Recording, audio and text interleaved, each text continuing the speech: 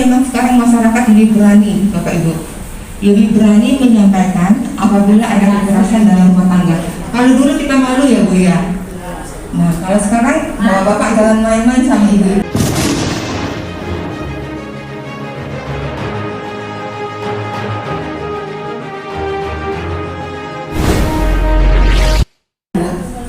Ibu pun bisa dilaporkan, bisa diambil sama Polres.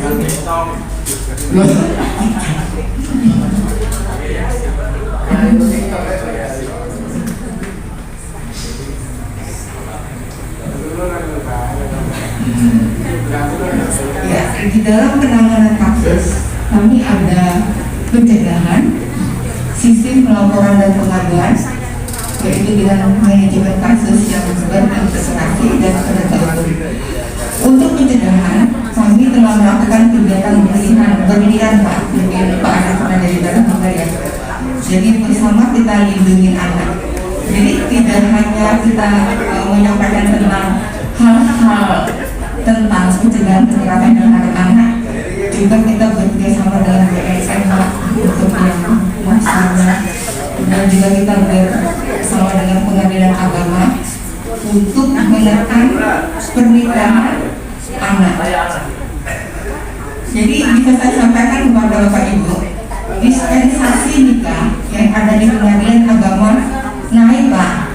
Ada 246 dispensasi nikah Pak di tahun 2022.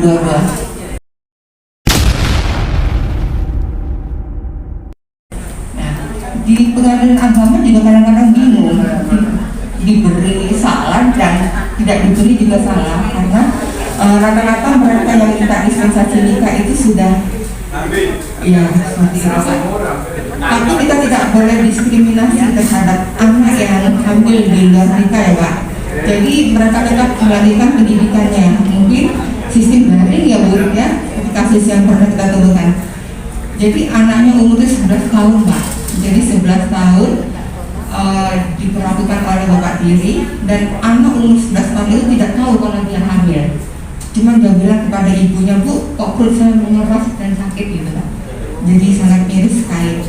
Dan kemarin sempat dibawa ke UPT-PPA Pak, bapaknya dilaporkan dan langsung diambil oleh dari UPT-PPA Polres. Nah ini Kabupaten Palangkaraya anak.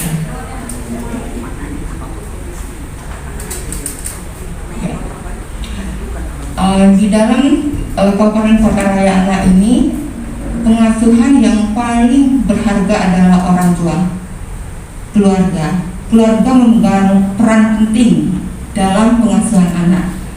Setelah itu di masyarakat dan budaya. Next. Sama Pak Aditya, ada ruang taman bermain anak, ada fasilitas untuk olahraga, ada medis, guru, ada teksos, ada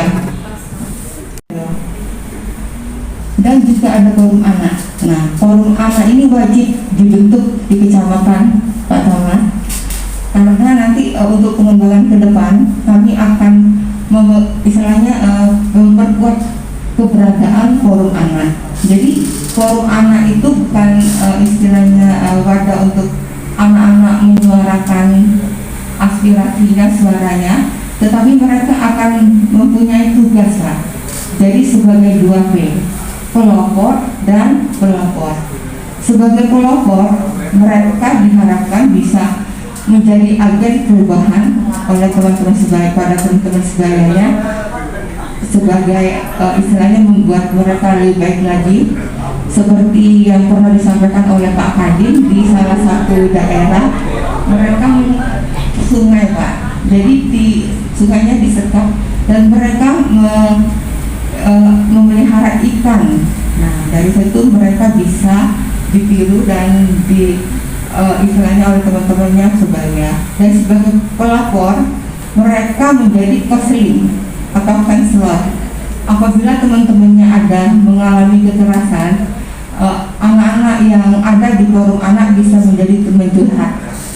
Jadi mereka bisa segera melapor kekerasan terhadap dirinya dengan teman sebayanya, dan di kecamatan dan desa kami ada PADBM, Pak, perlindungan anak terpadu berbasis masyarakat.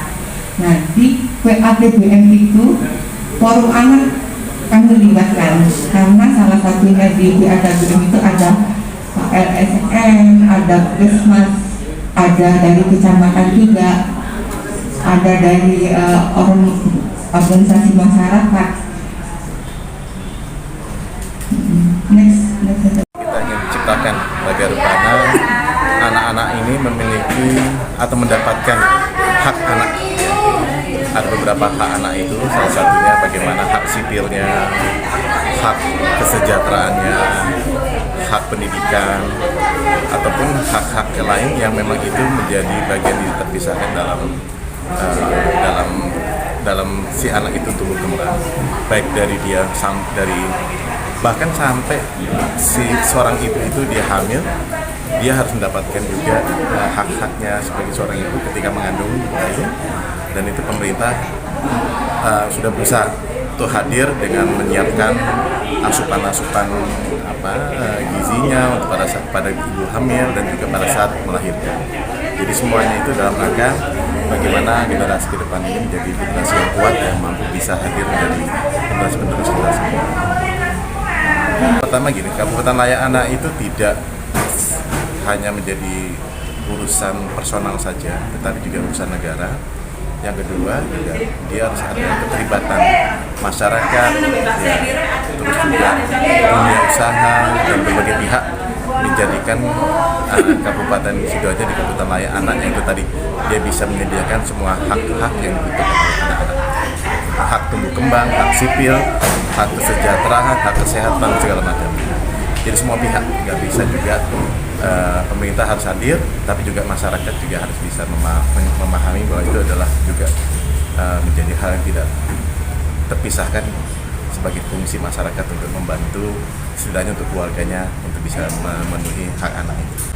Program khususnya itu tadi, jadi ada upaya dari dinas terkait untuk bisa mendapatkan klasifikasi Kabupaten Layak Anak. Sekarang ini kita masih Nindya. Ada Nindya utama Layak Anak. Nah, harapan kita sih sekarang Nindya bisa naik menjadi klasifikasi utama. Untuk kasus kekerasan pada anak di Sidoarjo ada penurunan berapa persen? Iya, jadi memang kalau dari lihat laporannya di dinas itu semakin masih banyak ya kekerasan pada anak, baik yang sifatnya mungkin bully, terus juga hal-hal yang lain gitu. Nah, harapan kita memang ada satgas pelindungan anak ini yang sudah ada SK-nya dari Bupati. Harapan kita bisa mengurangi atau menekan atau mencegah kekerasan pada anak. Ataupun kalau sudah ada terjadi pun kita harus segera cepat untuk bisa membantu mereka terkait dengan upaya-upaya untuk membangkitkan semangat hidupnya ketika mereka memang menjadi korban dari kekerasan itu. Satu lagi, iya. Mohon maaf ya, kalau di bawah umur mereka hamil, apakah itu merupakan kekerasan pada anak? Iya, sebenarnya kalau di bawah umur kan usia yang diperbolehkan itu ketika menikah itu dalam undang-undang kan di atas 18 ya 19-an. Nah, ketika itu memang menjadi sesuatu hal persoalan ketika seorang anak berkeluarga dalam usia yang saya rasa tidak boleh secara undang-undang. Terus, tapi mungkin bisa jadi ada sesuatu hal yang terjadi dan itu yang harus kita lakukan bukan menghakimi ya kalau misalnya ketika memang ada sesuatu persoalan, tetapi juga justru menolong, membangkitkan dan juga menjaga kehormatan mereka.